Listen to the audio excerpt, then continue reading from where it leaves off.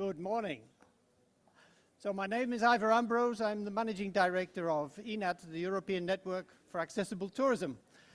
And I'm here to moderate the second panel in this session.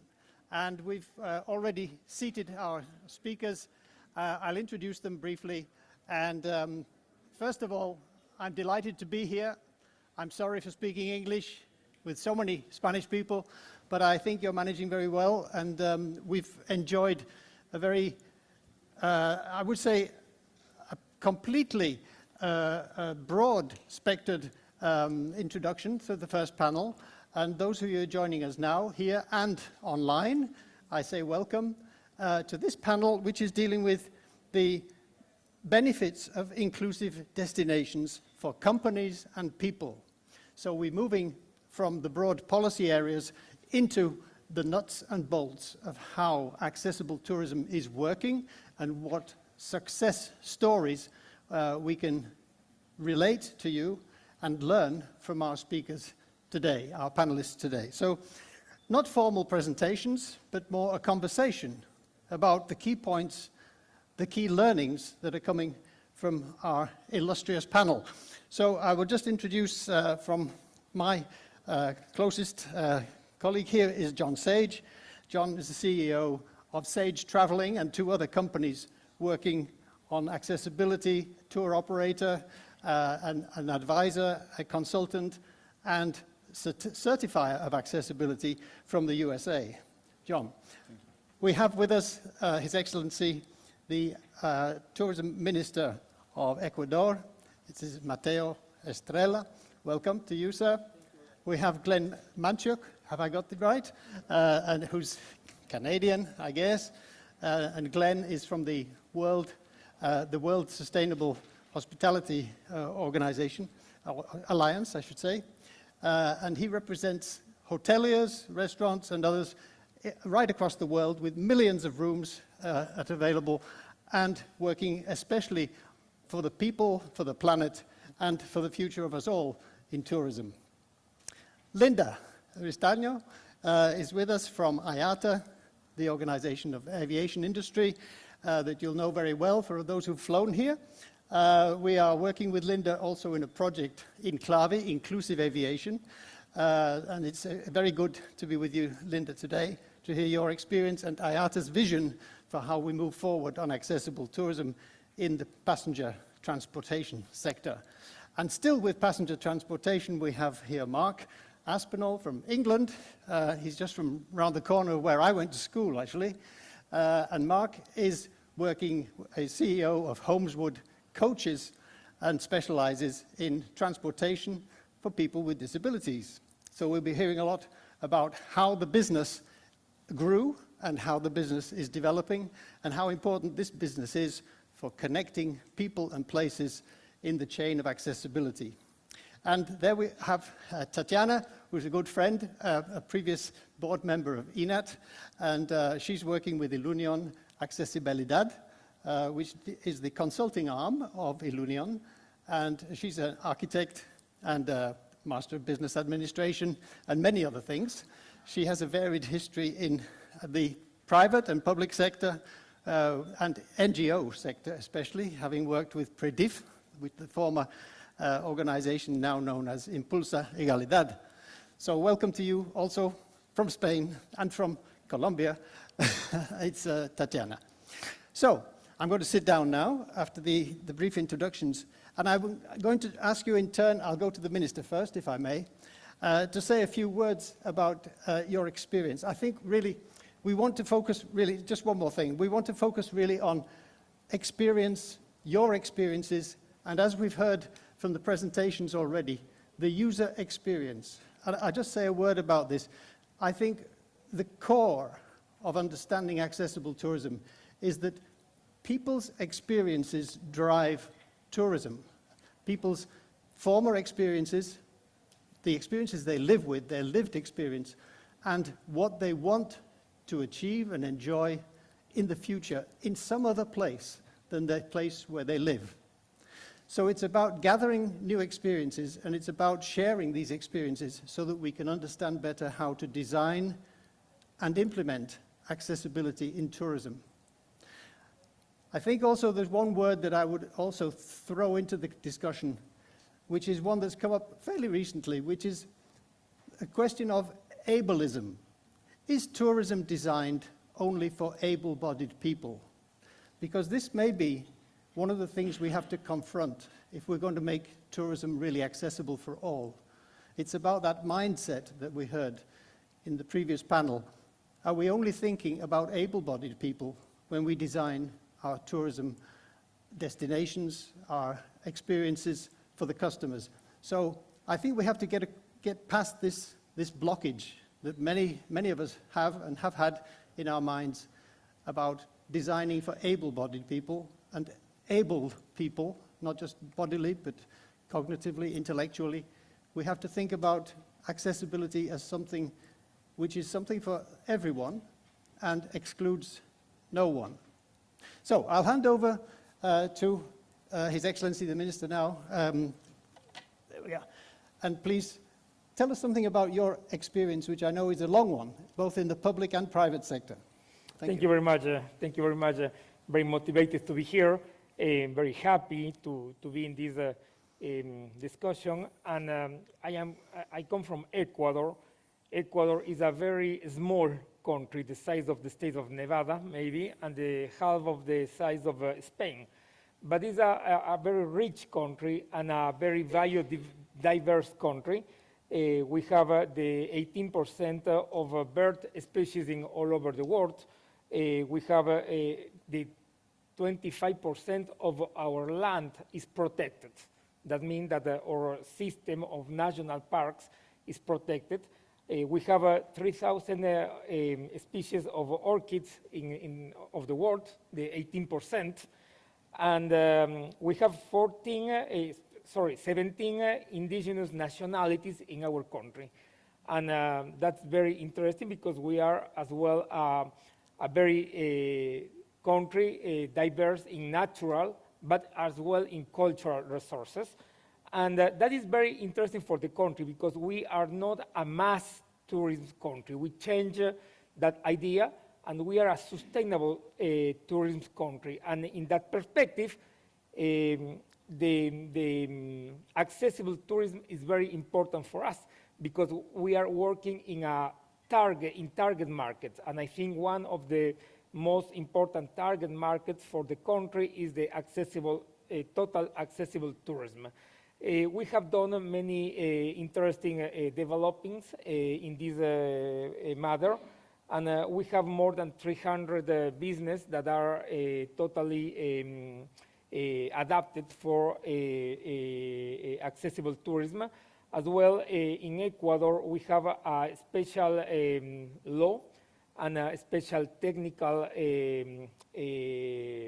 framework to build accessible areas. And if in Ecuador you have to build a new hotel, for example, the hotel has to follow the rules to permit accessibility for everybody. As well, our system of national parks, and we start with Galapagos. Galapagos is very important in our country. We have 4 natural regions: Amazon Basin, the Andes Mountains, the Pacific Coast, and the Galapagos.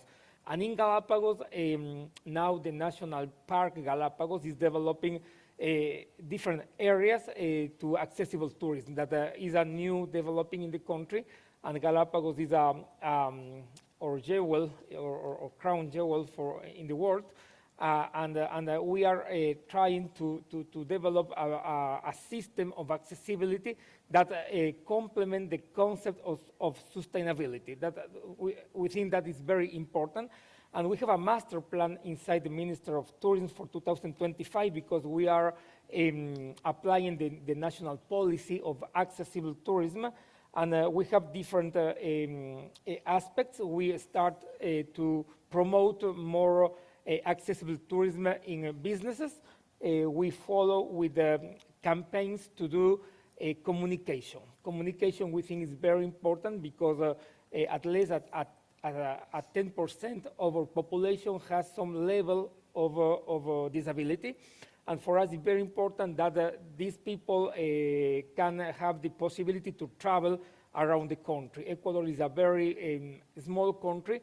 It's very easy to travel inside the country, but we are very interested to have this level of internal tourism that as well is very interesting for us. And as well in our external visitors, international visitors, we are trying to enhance the possibility to find a very accessible country. We have a law, very interesting law. This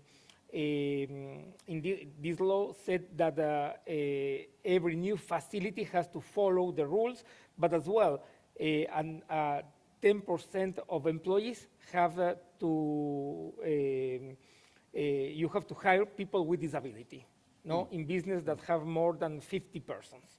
And that is very interesting to promote as well the employment of people with some kind of some level of disability, and we think that is very interesting. So can I jump in and ask you there then?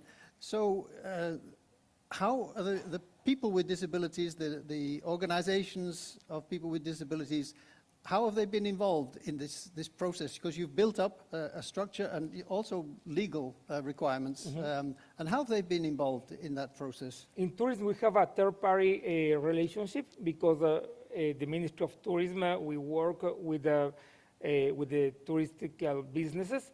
Second, we have a council, the National Council of Disabilities, that is the specialized governmental area that work with us. And we have the associations, no? Right. And we have an association that represents a big part of people with disability that we work together to create this public policy, no, to promote tourism and accessible tourism. We think that is very interesting, and we work as well with the cities because the cities, no, they have to promote as well the infrastructure necessary to promote accessibility inside the cities. And we are trying to work together in this area. You're right. So, I mean, everyone has a seat at the table, the NGOs. And tell me about the businesses now. How are you working with them? Because, as we often hear, tourism is a sector of many sectors. How do you keep them together? How do you work with them as a whole? We work with them in a very close way. Of course, is always challenging because we have two kinds of business. New businesses that they are very open to build infrastructures with facilities, but we have as well a business that are already existing and they have more challenges to create or to change the infrastructure or to change the beliefs that they have. And we are working in the two sides. But I think we have a very open business sector, very open to change and to attract more people with a disability to be more accessible. And I think the market is very important because we have to work from the perspective of the offer, but as well from the perspective of the demand. And if we have more demand of travelers with special needs, I think the business will understand as well, and they know that if they are much more prepared, they will have much more business at the end. And I think that is very important, this perspective of businesses. And I think is a very good way to convince people to follow a policy. But we have a special national policy for accessible tourism, and I think that is very important for the country and for the market as well. Thank you. Okay, well, I'm sure we're going to touch on this issue of the demand and the supply, the gap in between, and how we're going to cover that gap. I'll just take a quick round and ask now Glenn, from your perspective, trying to manage all of these very diverse hoteliers and organizations that are providing hospitality in the sector, what do you see, and you changed your name recently to the World Sustainable Hospitality Alliance. From a global point of view, how do you see things developing in this area on accessibility? And is accessibility becoming as much a watchword as sustainability? Well, you know, I represent an organization of nearly 50% of all the rooms in the world. engaged in this whole discussion of what we call net positive hospitality, giving back to the destination for which we have the privilege to operate within, than we take out. And all the major companies have signed on to that commitment and focused on that. But to your question, I think, you know, I've been in this business, I dare say 30 years, both from being part of a family that owned hotels, from a destination management and marketing organization perspective in Canada, and now with the Alliance, working with the industry. And I would say we've done a very poor job on this topic. And I represent these organizations who talk a lot about the commitment to accessible travel, but we've done, you know, I have the opportunity to go into a number of new properties, and I was talking to John actually last night about this, and you know, just even the whole front counter experience itself, and it, you know, with big counter, and there's no inclusiveness in the thinking from the moment you walk in the door. And I think this is a big part of what we're doing at the Alliance, and there is a commitment where we have the industry coming together. So we focus on collaborative efforts and partnerships and knowledge sharing, you know, with UN Tourism and Igor and yourself and Sage, sitting on the advisory council. We are, as an organization, also on the Global Business Network of the International Labor Organization on Disability. And we're the only NGO with a business focus on that committee. We feel very important that we talk about it from a labor perspective. We have a global academy for world sustainable hospitality where we educate by department.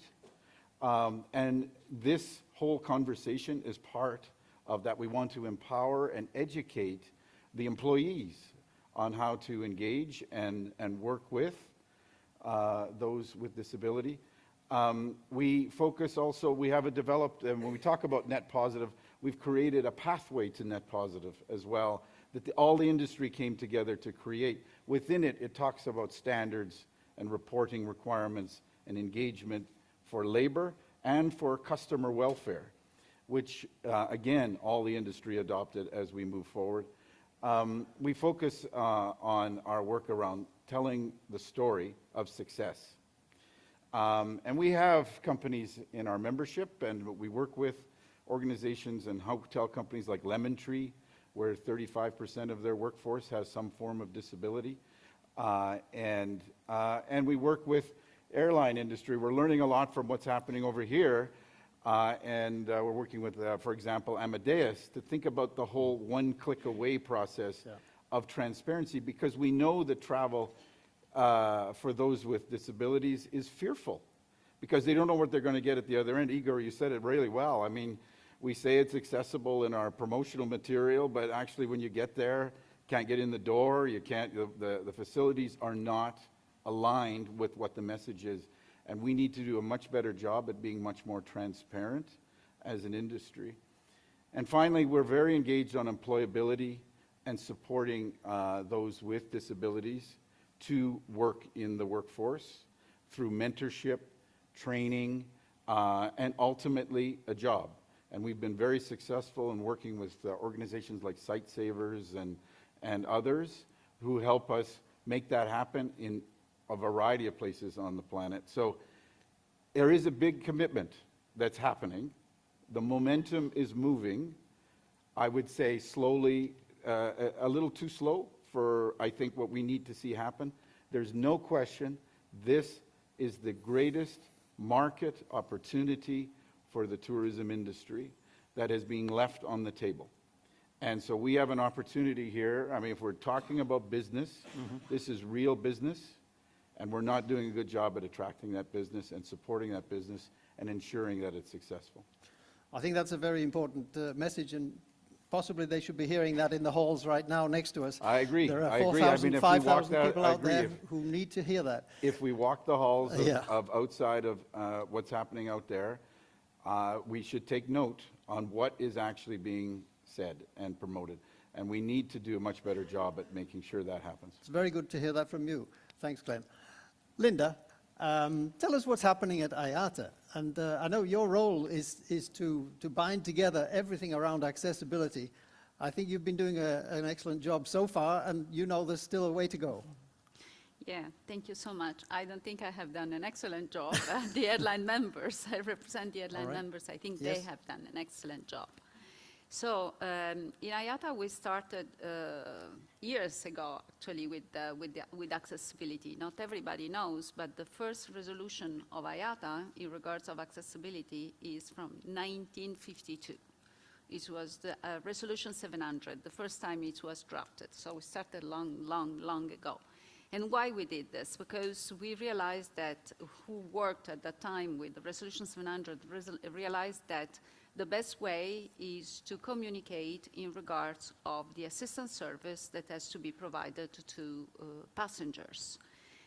How do you provide the assistance service to passengers? Through communication, so asking what passengers need and providing what they need. So there is a lot ongoing actually now within IATA. Since 2018, when I started when I started this program working more consistently, we have a strategy that is a multi-layered strategy and starts with understanding policy and regulations, because airline industry is the most regulated industry ever. So one of our issues, for example, is to put together all the different state regulators and having the same a consistent approach, because for passengers it's very difficult to understand what they need to, which service they will get at destination compared to which service they get at origin, because regulations are very fragmented. That's why we are putting together state regulators under the umbrella of the International Civil Aviation Organization to look at consistent policy, not only for the airline members, but also and mostly for the passengers.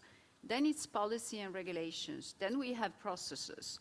So what we are doing our homeworks, so reviewing all the standards, reviewing as well the communication between airlines, airports, and mostly the passengers. So trying to educate passengers to provide information at the time of the booking, because we can prepare ourselves on how to assist the passenger, and at the same time we can communicate information to the airports. And what it was referred before was about the One Click Away project that is about the usability of web pages.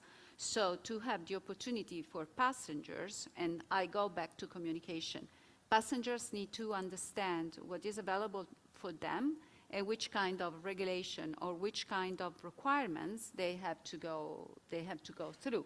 So if we are able to provide those information in one single, through one single click from the main page, so it's already a success, because we have been able to communicate openly with the passengers. The passengers can provide information to us and ask questions where the airlines are and this one click is can we already call that a success story, or is it very starting? Successful It's starting story. now. No, right? no. It is a very successful story that started in Italy. Yes.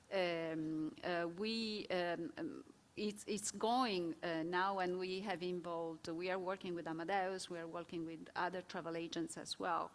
And it's a success story because we started in Italy with the three main airlines.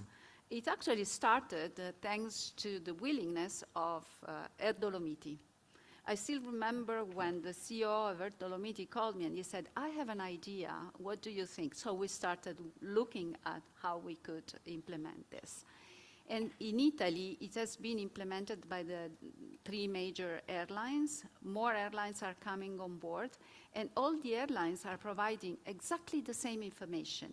And on this, we worked with the disability associations, with Open Doors in the United States, who helped us to translate the web pages into English, for example. But it's not only the communication, it's not only the processes, but it's mostly the outreach. Outreach to the disability community, because if we don't ask the disability community and the passengers what do they need, how we are able to give them what do they need. And I think where we have to improve is on sharing our good success stories.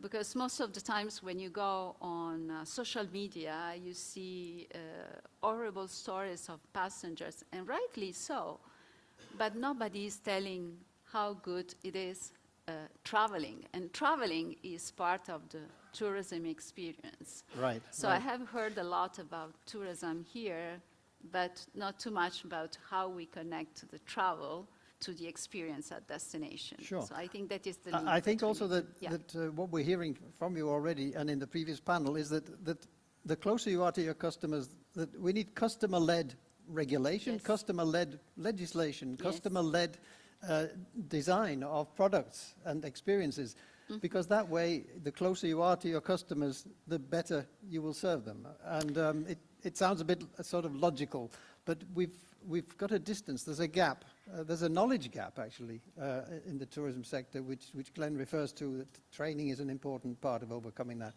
Indeed. So I will touch base on that later, on training. Yes, we'll enlarge yeah. on all these things. Let's go to Mark. Now, tell us about your business, how you've built up your business, and what challenges you see ahead. Well, good morning, and thanks very much for inviting us here today. First of all, ours is a very small organisation by comparison with the other people on the panel, but our business is a coach operation from the northwest of England. We operate 120 coaches, but we also import coaches from Spain and Portugal for sale into the UK market. My grandfather started the business in 1947, and basically a coach then was just a wagon with seats fitted in the back, so accessibility has certainly come a long way from then. In the UK, the regulations actually mean that less than 30% of our current journeys actually have a legal requirement to have accessibility on the vehicles, which is a very sad state of affair. It's constantly under review, and it isn't improving at the present moment, but there are only particular types of journeys that have to be accessible. But hopefully that will improve as we move forward. It's easy with the areas of the business where we have to be compliant with vehicle design and good training of the staff. It's actually relatively easy to be compliant and offer accessible transport. But I think our greatest achievement is when we venture into offering accessible transport when it's not a legal requirement. If we can take a school child to an attraction with his school friends in the same vehicle and offer that inclusion, we think that's a significant achievement. Likewise, we work with a tour operator in the UK, Limitless Travel, and we provide accessible holidays for members of the public who otherwise wouldn't get away on holiday. And we're only a small link in the chain. We've got to work with the hotels, we've got to work with the attractions that they're visiting, but to be a part of that chain is actually extremely fulfilling and has a business opportunity for profit. You know, we are a privately run business, we run for profit, but there are profit opportunities in offering accessible travel, and we think it's also a really important area of transport because our staff actually find it extremely fulfilling to be enabling, to actually help people in wheelchairs, people with disabilities to actually to live a more fulfilled life, to be able to go on holiday rather than not to be able to go on holiday, to go on a school visit rather than not to go on a school visit. Right. So, I mean, you're possibly the best example ever of a very early adopter with your grandfather having fitted out that wagon with some seats and a mechanism to get people into it. I mean, being a first mover, if you like, in this field is something that we often talk about, that this can be a competitive advantage and so on. But that's something that you've lived throughout your life. I'd say coach operators generally are very reticent to adopt accessibility features. It wasn't really until the 2000s that we started to get legislation that really meant that we were offering inclusive transport. And a lot of tour operators in particular are extremely reticent to fit wheelchair and other accessible features to the vehicles, which is extremely sad. So this obviously reminds me of the importance of universal design.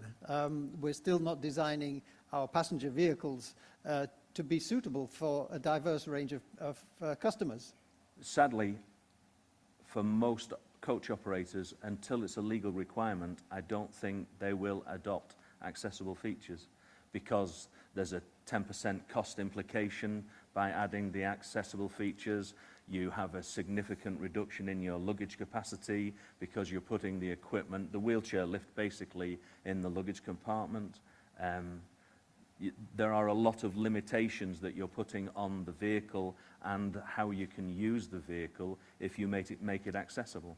But for us, we think it's an important part of what we do, and we actually try to overcome the design limitations and make sure at a design stage we work with the wheelchair lift manufacturers, we work with the seating suppliers, we work with the bodybuilders to make sure we're delivering the best compromise in the design of the vehicle so that the accessible features are almost invisible but are there when we need to turn to them.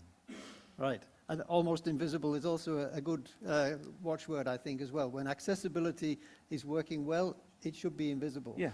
And interestingly, though, you've maybe carved out a niche for yourself in this market, but you would see it as being an advantage everywhere across UK and in Europe. Very much so. When we started, we actually bought a coach company that specialised in wheelchair accessibility because we wanted to learn fast and we wanted to explore the business opportunities that we believed were there. And I'm glad we did, because it's probably the most rewarding part of the business that we do. I mean, we were involved in the Olympics in London from April 2012 through until October because we were offering accessible transport.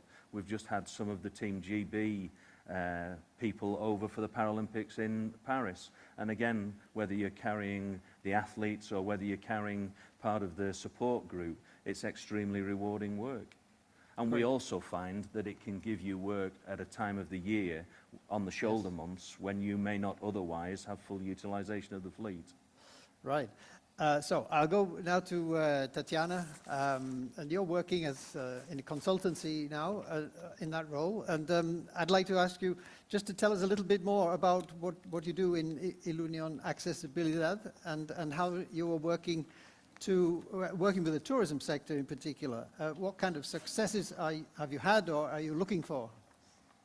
Thank you for the question and for the invitation. I want to introduce my company. Ilunion Accesibilidad is the consulting company of ONCE's social group. We are the largest accessibility specialized company in Europe. We are 150 people working on accessibility. Our aim is to guide our customer in their transformation process by integrated universal accessibility from a 360-degree perspective. We made auditing we work in the physical and digital environment. We make auditing, we make consulting, we manage and develop projects related with accessibility in any kind of sector, also in tourism.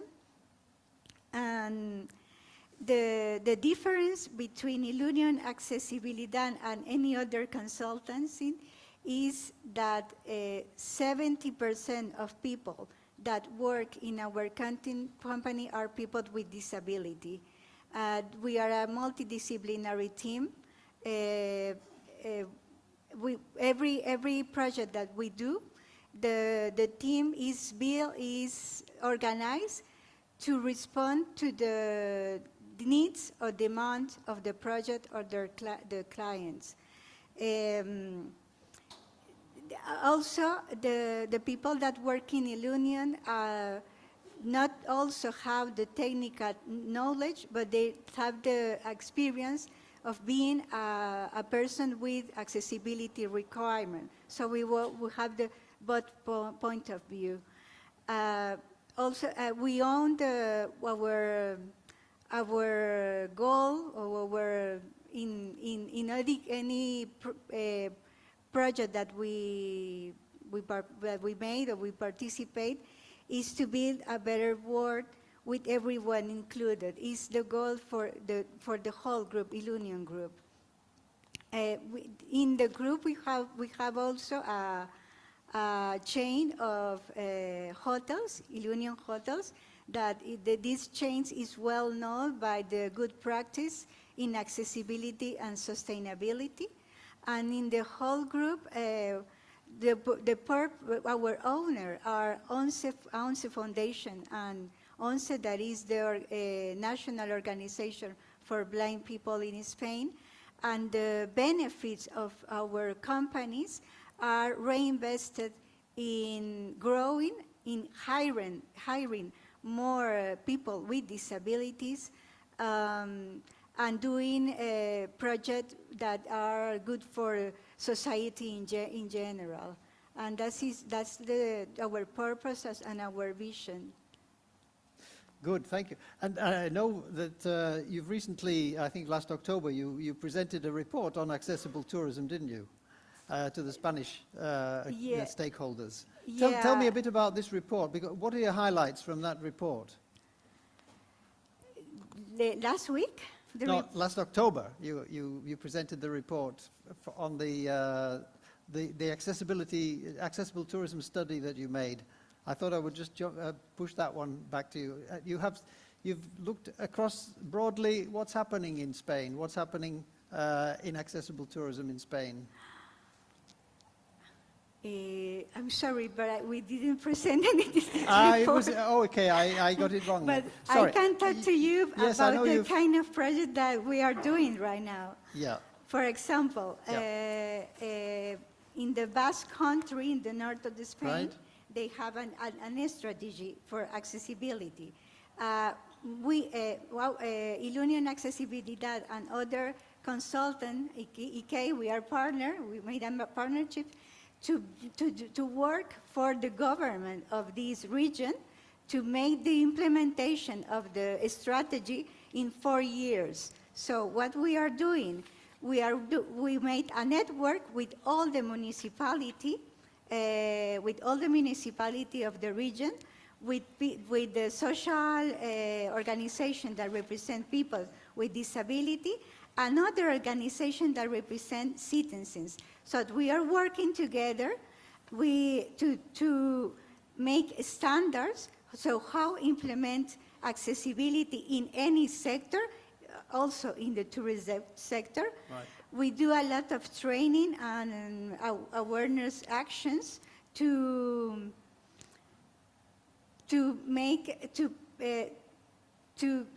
explain that accessibility is important for everyone, not just for people with disability, but every one of us have accessibility requirements. So we are working for the city, the whole citizens.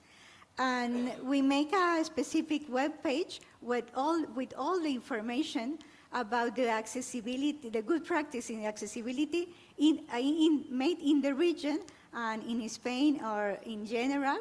And in this web page, there are a lot of information. There are manuals, guides, recommendations, and we organize a lot of event sector for any sector. And we are also, when municipality or citizens have questions or have problems to solve, Ilunion Accesibilidad have to make a report and an advice to solve these problems for citizens or for municipalities. Okay, thank you. I'll come over now to you, John, sitting next to me.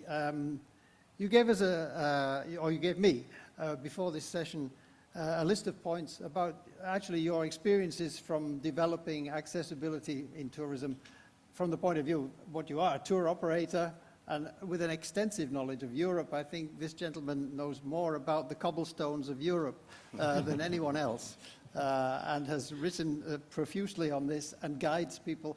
You have a whole team of people around Europe in particular, bringing people from stateside to Europe. And I'd like to hear some of your perspectives on what's the recipe for success, because you're obviously a successful businessman in this field. Yeah, I could, well, thank you for the question. I could speak at length on the cobblestones in Brussels versus Florence and get into all those details, but I won't go there. I've been working, started Sage Traveling 15 years ago as a supplier of accessible travel to Europe and in Europe, and we're the largest provider of accessible travel here. And that has been a great journey. One of the things that we learned along the way was this concept of the 3 pillars of accessible travel, which I believe it may have come from ENAT in a presentation where I originally saw it, but it was actually, it's really interesting. It was just mentioned in a different way by our friend from Italy. He listed the 3. He did it in a different order than I will, but he listed them. And when I hear these 3 in multiple different places and they're all the same, it shows it's valid, really. And so the 3 pillars of accessible travel that they're needed for disabled travelers, the first are facilities. So, and I've got props here for you. Does anybody know what this is? What is that? So this is, it's not a tape measure for facilities. No. It measures force. Yeah. And so door force, according to a bunch of studies, is the most common accessibility barrier that people encounter. And so you go, they've built this accessible hotel room, but the door is so heavy that people get trapped in there. It just happened last week at a conference where somebody with a mobility scooter, she had to call down every time she wanted to leave her room. And so facilities, they can be regulated and they can be mandated and be written in code. They're often handled by architects. They're essential, but it's not enough, and it's often missed, because who's walking around measuring that door force every year? They may do it when it's built, but are they ever going to do it again? So the facilities are the first one. The second is customer service. And my next prop is this. So you've seen this before, and you may think, I'd ask, what is this? And you say, oh, it's a handheld shower nozzle. No, this is my nemesis. This is my most common accessibility barrier when I travel, because every hotel I stay in, everywhere, the staff puts it back out of reach every day. And so it's not the building code is not going to fix this. The architect's not going to fix this. It's a training issue. And so the training has to be done. And who's going to do that? It's going to be the hotel companies are going to require that training. It's not going to be the public sector that solves that. The last pillar is the information. So why is the information so important? When I'm at home, I wake up in the morning, I get out of bed, I feed my daughter breakfast, I take her to school, I get on my laptop, and I don't feel disabled at all. When I start to travel, I start to run into accessibility barriers, and it starts to make me feel disabled. So that's a very negative feeling, and that's why a lot of people with disabilities don't travel, because they don't feel disabled until they travel. And so the way to overcome that is through the accessibility information. And we just heard about some checkboxes on Airbnb and these different OTAs. And so they can be vague. They can say things like accessible path of travel. That's one of the ones that's on Expedia. I don't know what that means. I don't know if that means it's wide enough for my wheelchair, or it's a flat, or there's a ramp, or what it is. But it's so vague that it's not really helpful. The other thing is that accessibility information, when it's self-reported, it's often wrong. It has to be third-party gathered for it to be right. I haven't seen self-reporting work, and we've done studies, and we looked at every hotel in Paris inside the périphérique, and we just looked at step-free entrance, the most basic, and 40% were wrong. It was just incredible. And so people with disabilities, when that percentage gets that high, they don't trust the information. And so in order for businesses to succeed and get the bookings, they need the 3 pillars. They need the facilities, the customer service, and the information. So that's part of the recipe for success, then? Yes. Okay. And how would you say accessible travel is right now in Europe, from your point of view? Which sectors are doing things right? Sure. So it's interesting, cruise is doing really well for a few reasons. One is that the cruise ships are not built on hillsides. They're built to float on usually flat water. They're built by about 3 shipyards, so it's not thousands of construction companies, about 3 shipyards, and the cruise lines own all their own ships. Hotels are not like that. They don't have any of those. So they're generally a franchise model in a lot of places. And we've had these discussions with hotels. We speak with the hotel brand and they say, well, we can't really force the franchise owners to implement the accessibility. You go talk to the owner and they say, well, we're not really going to do it unless the brand requires it. And so there's this finger pointing back and forth. And so the hotel industry is behind this cruise industry. I think there's been a lot of focus on accessibility in aviation. I think that's better funded than a lot of other sectors. I think it's a €1 fee for every ticket booking in Europe goes towards accessibility, is what I've been told. So they're doing better. The intermediaries, sort of the travel agencies and the OTAs, are not doing a very good job. And I've spoken with people inside OTAs, and somebody that's very passionate about accessibility in one of these major OTAs, and he said he tried to float it up, hey, we should verify accessibility, and there was just no appetite for it. Mm-hmm. So sometimes we hear that when you're working with accessibility, it's like a cottage industry. You know, people are doing lots of good things over here and over there, but how are we going to build up to, how are we going to scale up if we've got many small and good operators who are doing the right thing, doing a good job? How are we going to scale this up right across the board? Is there a way to do that? Does it take operators themselves, but also from the policy point of view? And I'll look to the Minister again. Just a word from you, John, and then I'll ask the Minister to elaborate on scaling up, Yeah, I think it takes everybody for this to succeed. And so, one of the questions that I ask is who's missing from this room? Who's not here? So I have the pleasure of I'm on the World Travel and Tourism Council. I'm the only accessible travel CEO. So when I speak with those other executives at the biggest companies in the world, I'm usually the only voice that they hear on accessibility. And that's tough. I do the best I can, but that's a little challenging. So the big private sector companies need to be involved. Also, this is mainly European focus. I've noticed that the accessibility ecosystem, there's a European one and there's an American one, and they don't talk very much. And why does that matter? And we just heard on the previous session, it was Malaga, it was Italy, it was Berlin, Lisbon. We're the ones that actually provide the accessible shore excursions to all the cruise lines in those destinations. I've done all the trips to Florida to meet with the cruise lines to get those contracts. And so it has to be a global approach. And the last thing I'll mention that's missing is this is a tourism focus. But my individual purchasing power is not enough to really change people's mind about the ROI. What is business travel and meetings and events? If an event, and we're working with the event organizers to have them put it in their RFP, their request for proposal, that, hey, you need to be SAGE certified for accessibility. And then we'll sign, if you agree to go through that process, then we'll sign the contract.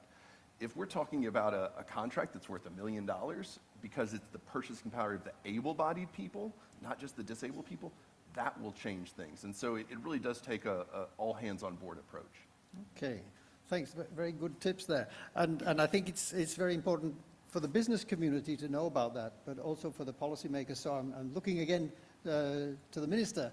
Matteo, if I can say, how do you find the scaling up? I mean, are things taking off in Ecuador because of your efforts? Are you getting the feedback, the strong support from the business community to be a multiplier for accessibility? Is that happening?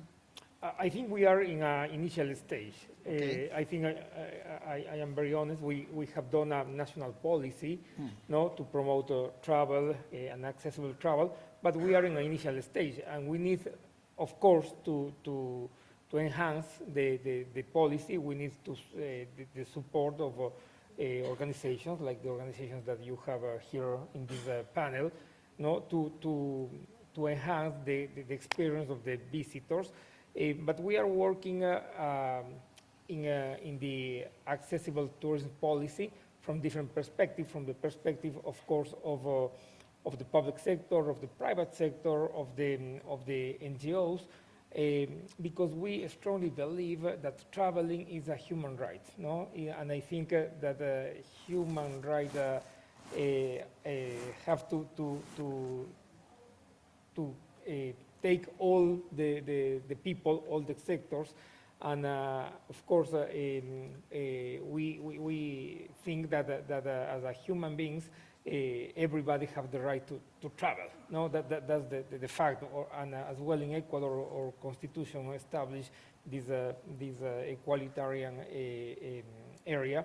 And I think accessible tourism is taking off in the country, is enhancing with the help of different organizations, and we are very open, very open to continue this discussion to promote a much more traveling in this sustainable way. And I think accessible tourism has to these important fact to be closed. Yeah, I don't know. What's the percentage of the GDP in tourism terms in Ecuador? It must be a large part of your GDP, isn't it? Ecuador is a country that where, as I said, we are far away from the mass tourism. We are in a sustainable tourism. We have a 3% of our GDP is tourism. That is not too much because we export a lot of things. We are the first world producer of bananas, of coffee, or cacao, of shrimps. And for the reason, tourism is important, but is not one of the major activities. But we are doing a lot of efforts to have a much more protagonism in the economy. But we are a country with a target tourism, and I think accessible tourism is a very good target for our country. Right. So it's a good formula, if you like, to include accessibility when you're thinking about sustainable and responsible tourism. That's what I'm hearing from your answer. Sure. I think in this sustainability effort and the strategy, I think accessibility is very important, and responsible tourism, of course.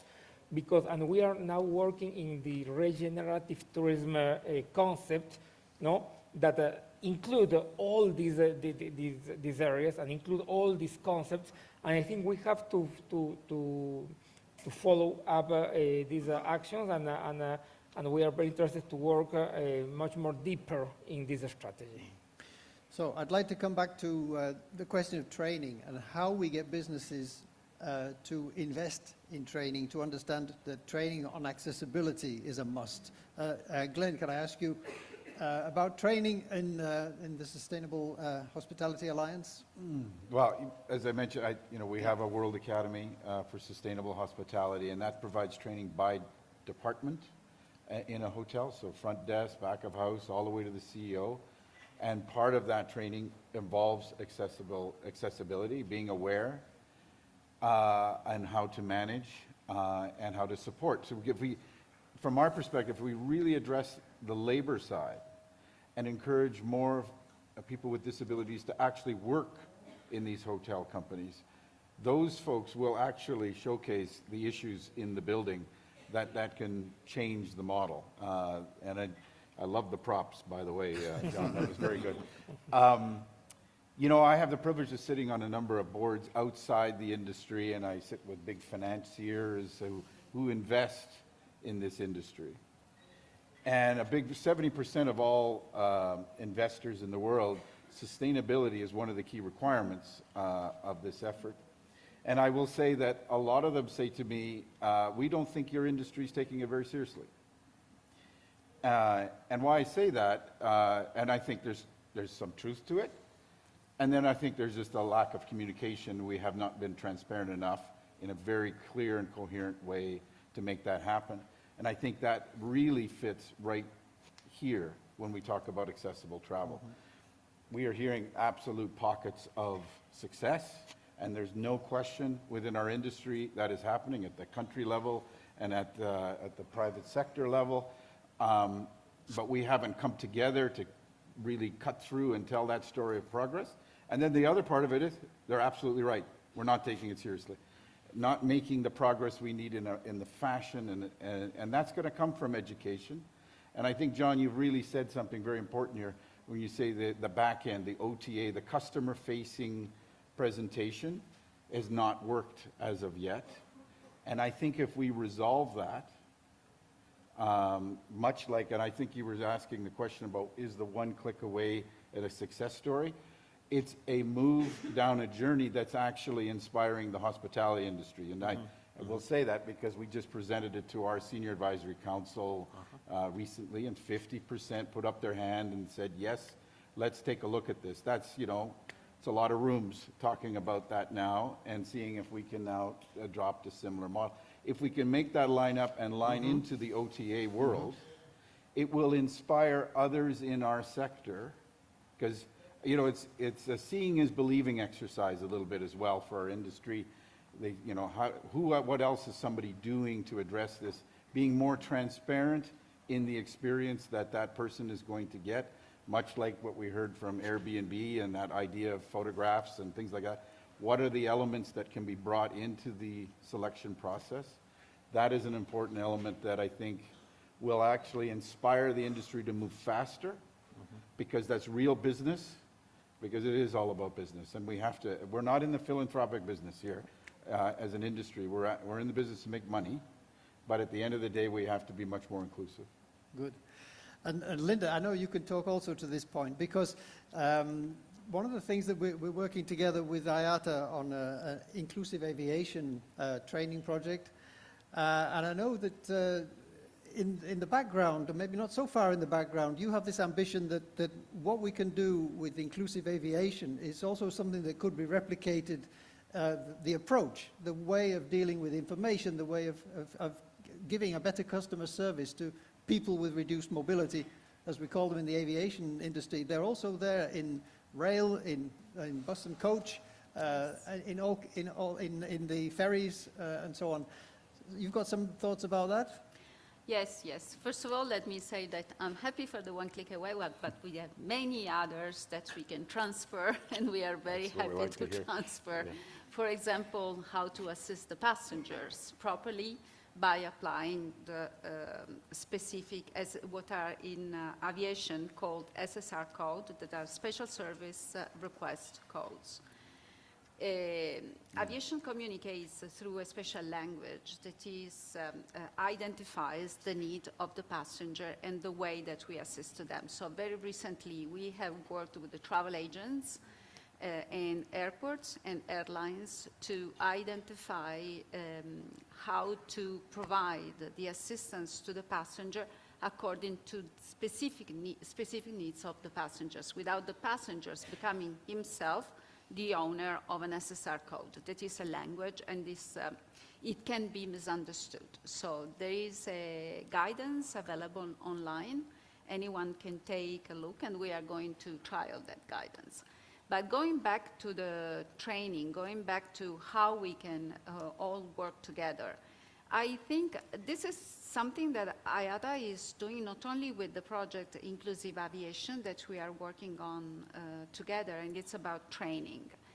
And it's how we can put together the decision makers.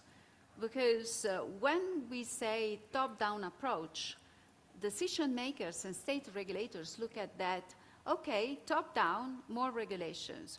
It's not necessarily like that. It is using the best practices or using what already exists without going to the stick and carrot. Just let us provide you the carrot, I say, because we have gone so far without the need necessarily to be regulated. So, and I agree with John when he says there are two different approaches here. One is the United States, the other is Europe. Well, I tell you one thing, there are also other approaches that are different from United States and Europe, who are going to their own different direction. So, all this to say that if airlines and the aviation industry has to to spend energies to convince the regulators that a regulation is not fit for the purpose, or just they are going their own direction, we are taking time to improve on what we can do good. And something else, just to give you an example, there is a lot of talk about wheelchairs and loading of wheelchairs or boarding of wheelchairs in the cargo, not only in the cargo compartment of the aircraft, but also in the cabin. Okay, that is when the time is right, airlines will comply. Of course, there are works with the FAA and so on and so forth. But if the airport, and we go back to infrastructure, we go back to build, we go back to what John was mentioning, facilities. If the facility is not accessible and there is no way to take the, the wheelchair or the battery-powered mobility aid that can be very heavy from the check-in or from, the top floor to where the mobility aid has to be loaded or boarded, then we have done only a little bit of the changes that we had to do. And this nobody else know. I mean, not everyone know. And myself, I didn't know. Because when IATA has developed other guidance on the safe loading of battery-powered mobility aid, where we are training the industry, our members, and this will go in the project in CLAVI, in Inclusive Aviation, on how to load and safely load and secure the mobility aid in the cargo compartment of the aircraft, in the belly, under your seat, basically. But in some cases, there is no way to move that battery-powered mobility aid that can be very, very heavy to where it has to be loaded, and in some cases has to be moved manually. That is simply not possible. Of course, it can get damaged. Yeah, sorry. Minister, I believe you have another appointment. And so I'd like to release you from the panel, and we've got another 5 minutes to go. So thank you very much for your contribution. No, thank you very much. Very inspiring panel, and I hope to receive you in Ecuador, all of you, and I hope to collaborate as well with your organizations, because we want to have a destination very accessible and to be an example, and I will be in contact with you. Thank you very much, and I am sorry that I have to leave, but I have to sign an agreement in my stand. I have to cross all the trade fair. Thank you very much. Very sorry. You're welcome. Thank you. Thank you. Thank you so much. Thank you. Sorry. Okay. Just to come back to our main theme of success stories, of course. One of the interesting things, we've worked a lot with a hotel chain. You will know it, Scandic Hotels, with our colleague Magnus Berglund, who was there for many years as the disability ambassador. He was talking about training in the hotels. He said, actually, we only have a very short training course. Most of the training that goes on is learning between our staff, between our teams. They teach each other what works and what doesn't work. So it's all these small successes, I think, and small examples of good practice, as we sometimes call them, sort of academically. But these are small learnings that can happen every day, and that people can are transferring to each other. And I suppose it's to have this culture of learning that's as important as anything else, and learning about accessibility. This is what overcomes. First of all, we have to break down, get the awareness in there. So we talk about the first phase being just awareness raising, but then it comes to the technicalities of how you get that very heavy wheelchair into the belly of the aircraft. Those are very technical things that have to be done correctly. We have to use standards. We have to have well-trained people to do those specific tasks. But I think the overall impression of having a good training system is that everybody in that system, everybody who is part of the delivery, knows what they're doing and why they're doing it. They're not doing it because the regulation says so, but they're doing it because this will make for a better customer experience, and it will make my job, my life easier as well. This is the important thing. You want to say something, Yes, Linda? and I agree with you indeed. And that's why in that part of sharing, the passenger is very important as well. Because providing the information very much in advance, and let me go back to battery power mobility aid, because providing the information very much in advance and getting the customer as well educated into giving the information is very important. So training and sharing of good practices, yes, regulatory requirements, but training, sharing, education, awareness, it goes together. But it cannot just be one industry. It has to be the tourism industries as one.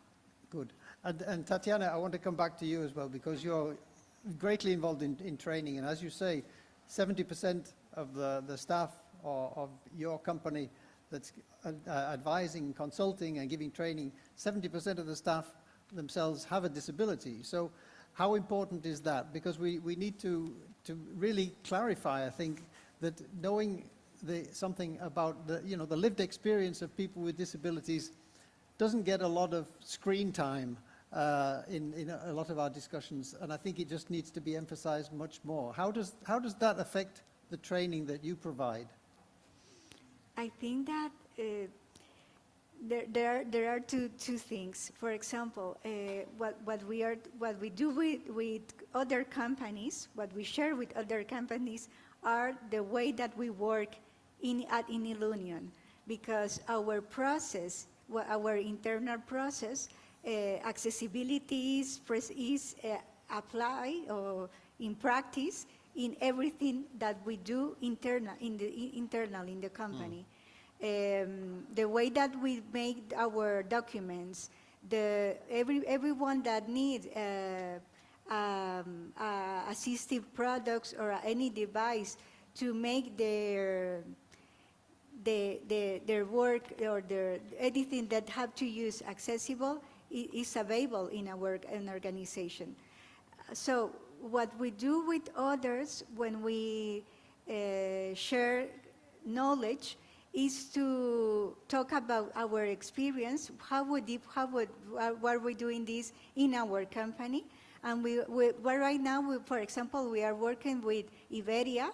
We start making training with Iberia. At the beginning, it was a small project just to learn how to attend customers in the whole journey of the customer. And right now, after doing this training, they understood that they need to know more and to change process in the company, not just to thinking on the customer, but also thinking in their self and in the employee from the airlines. Usually when we work with customer, we work in both line, for clients and for employees of the company. And I think that training is the first step.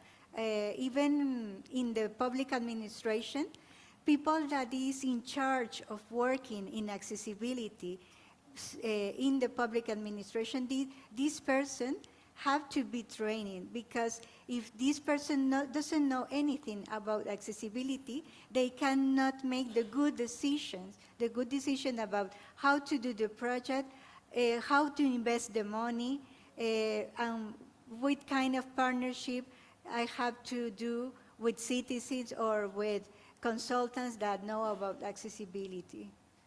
Thank you.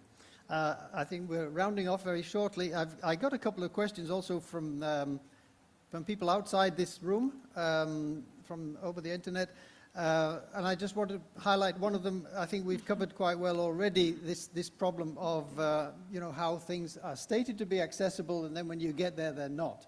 I think we heard a lot about that in the first panel as well. And it comes down to information, and it comes down to what you just said, Tatiana. If the people don't have the knowledge of what accessibility means, they're not able to actually work with it or communicate effectively.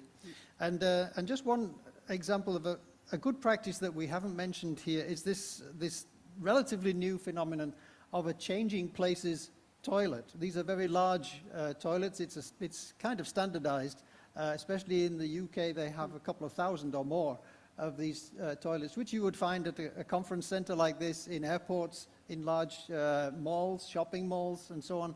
These have become very, very popular.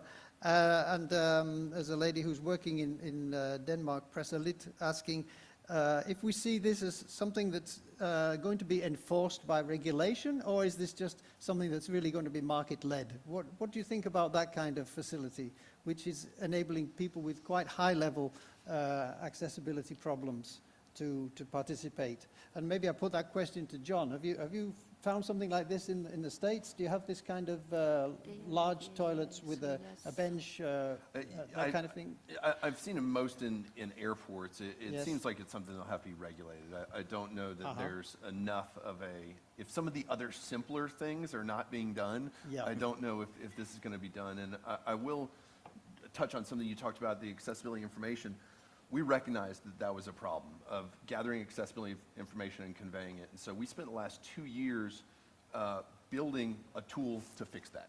And so we based it on ISO 21902, which there's multiple people in the room here that were involved in creating. It's the best accessibility document that's out there. Unfortunately, hardly anybody knows about it. But that we have a tool that basically allows somebody with their phone to evaluate for ISO 21902 and create that documentation. So that's one of the things we're excited about. That's a really important final word from this panel, that there are standards out there, and there's a certification system being already built here in Portugal. I think we have to look to standards, we have to look to regulations, but we really have to build our future in accessible tourism on all these and other success stories. Thank you to all the panelists. Thank you very much. Thank you.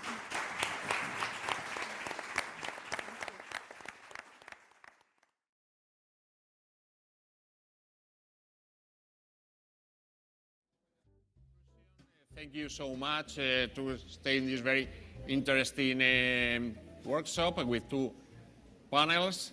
One focused on the public administration and the other on the private sector.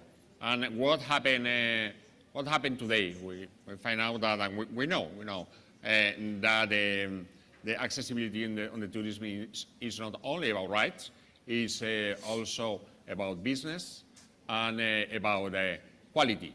And for that, we have to continue working in this kind of events.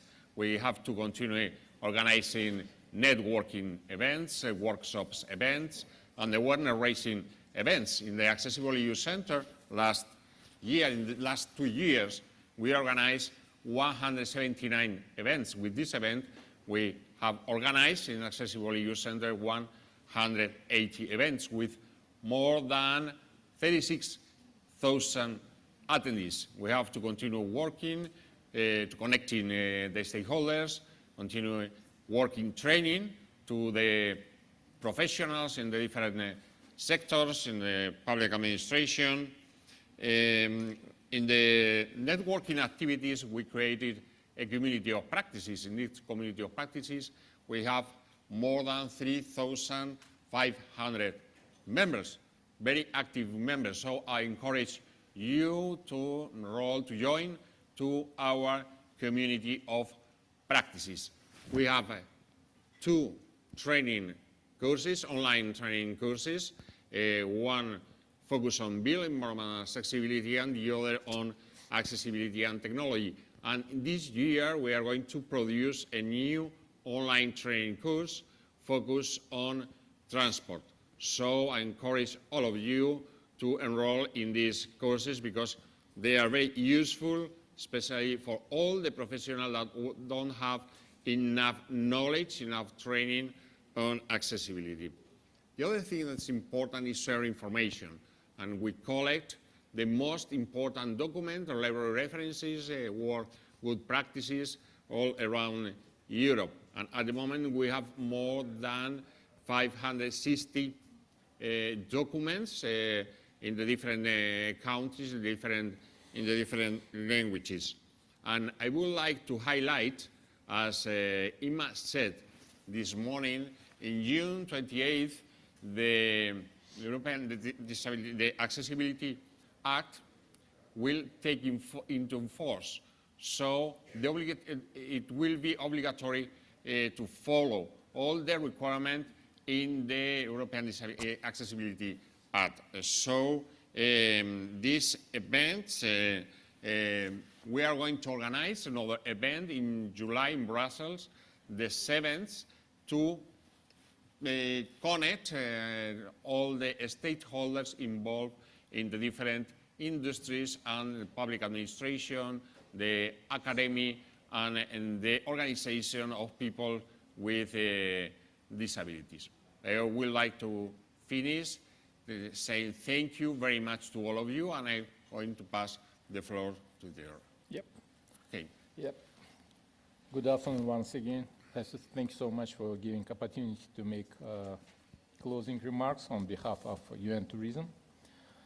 So as we come to an end of this seminar today, I wish to thank you all of making the effort to learn from the people who make accessible tourism is a reality. To change our mindsets, to find solutions for destinations that still need to embrace accessibility. I would like also to remind that this year we celebrate our 50th birthday at the only UN agency, speaking on behalf of UN Tourism, based in Spain. But we also celebrate 15 years of UN Tourism partnering with our disability inclusion allies here at FITUR. This time, we partnered with Accessible EU, an immense knowledge hub offering data information on laws, standards, innovative technologies, and training resources. Our friends from ONCE Foundation, ENAT, Ilunion Accessibility, and IFEMA were also key in making this event successful, and thank you all. Dear participants, colleagues, this morning we have heard from policymakers, the industry, and civil society leaders why enabling universal access brings revenues, especially in the second session. How it improves our quality of life, how it makes our communities thrive. We also have learned why Ecuador, Portugal, and Italy, who participated today enormously, are leaders in accessible tourism. What efforts were needed to improve accessibility to their historical and cultural wonders? What kind of laws, standards, incentives, and alliances they had to forge? We have seen how the European Union and UN tourism tools support destination in all these endeavors, and thank you, Hess, once again, especially this mentioning July event in Brussels this year. We have launched a new compendium of good practices featuring 25 success stories of accessibility showcased in San Marino in 2023. We have seen how Malaga and Berlin invest in barrier-free infrastructure, services, and public transport, how their actions benefit local and visitors alike. Thumbs up to the solution driven by hospitality business and alliances, tour operators, transportation companies, and aviation associations. The hands-up on approach in attracting, accommodating, and guaranteeing safety and comfort for this billion-dollar market. Their contribution to create a massive multiplier effect of accessibility on local and national economies. Just closing my remarks, I would like to underline that many challenges are still remaining to effectively reach out to millions of potential customers. However, our industry also needs to prioritize labor inclusion to provide equal opportunities and economic independence for all human beings. Sooner or later, we may all develop specific access requirements, and we will still wish to work, travel, and enjoy our lives. And again, one Jesus to you, thanks, Igor, especially to you, to make this very important event happen, and to all the offline partners and colleagues who were contributing with their questions and remarks. Also, thank you so much. Thank you, Hess.